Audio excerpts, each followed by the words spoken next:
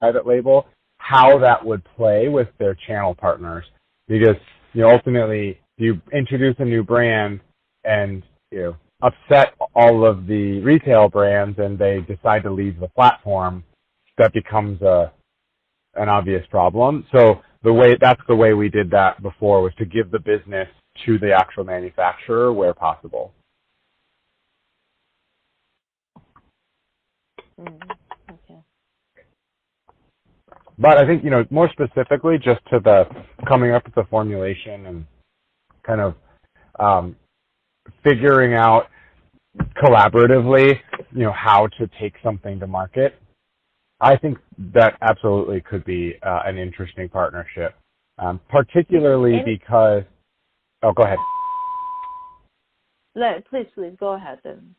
Okay, particularly because the Dr. Lyons brand position and, product launches have, from what I understand sort of from the outside now, have not gone particularly well. I think it would help limit some of the risk if there was an expertise being brought in and it was a shared kind of opportunity. It, to some degree, it can limit some of the upside, but also it mitigates some of the risk. And I think as they look at what are the next opportunities, I think that could be an attractive offer. Yeah. As a BSF, we don't produce any final product. We can still work with Chewy's production partners. But yep. I'm just asking, what if, for example, we come and go and ask them to manage all private label as operation for them, just creating a brand? Because I think there's a gap in the market to creating more interesting and innovative products.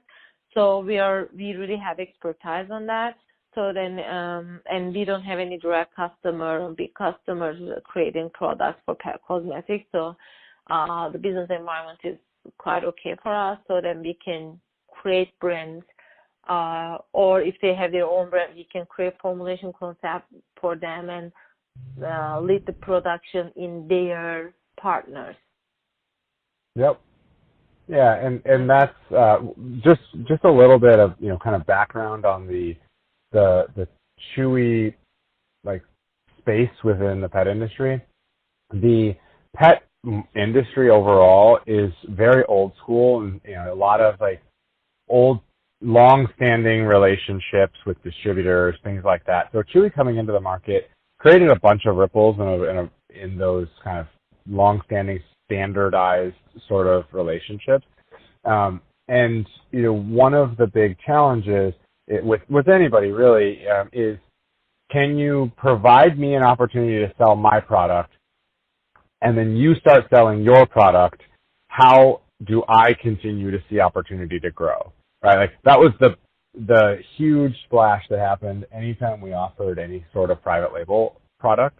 And so long as the market or the opportunity continues to increase at an increasing rate within a particular segment, then that's where, realistically, that's where Chewy should be putting their private label efforts. I can't say for sure if they have been doing that, but, I'd say prior to maybe the last, 9 months or so that I don't know about, anything that Chewy was doing private label on was the fastest growing. It was growing at an increasing rate, and they were easier to go after, right? So in the scenario where I think what you're getting at is there's a growing opportunity within a growing space to bring an interesting and innovative private label solution, or a product solution, and then private label brands could be the way to do that. I agree that there's a partnership opportunity there. It would just be, again, making sure that it's positioned in a way that it doesn't create channel conflict with the other retailers, because that's the obvious revenue stream that could go away. Mm-hmm.